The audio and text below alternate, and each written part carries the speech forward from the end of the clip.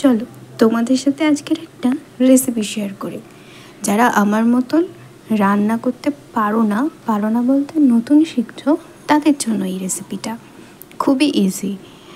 বাড়িতে যদি দুধ কেটে ছানা হয়ে যায় তো সেটাকে ফেলে না দিয়ে বা এমনি খেয়ে না দিয়ে এই রেসিপিটা ট্রাই করতে পারো।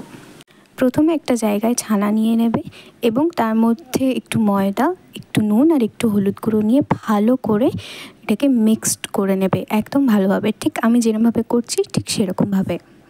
তারপরে মিক্সড করা হয়ে গেলে ছানাগুলোকে ঠিক এইরকমভাবে বল বল টাইপস বানিয়ে নেবে। তোমরা যে কোনো শেপ করতে পারো, আমি বল বল টাইপসটাই করছি। ঠিক এরকম বল বল টাইপসটা করে নিয়ে এগুলোকে তেলে লাল লাল করে ভেজে নিতে হবে।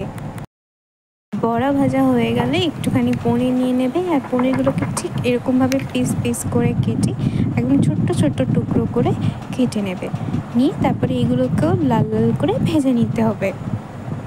পনিরগুলোকে ঠিক এরকম লাল লাল করে ভেজে নিয়ে তারপরে আলুগুলোকে ঠিক এরকম পিসে কেটে ভেজে নিতে হবে তেলে। তারপরে একটু কাঁচা লঙ্কা, আদা আর টমেটো একসাথে পেস্ট করে নিতে হবে ভালোভাবে।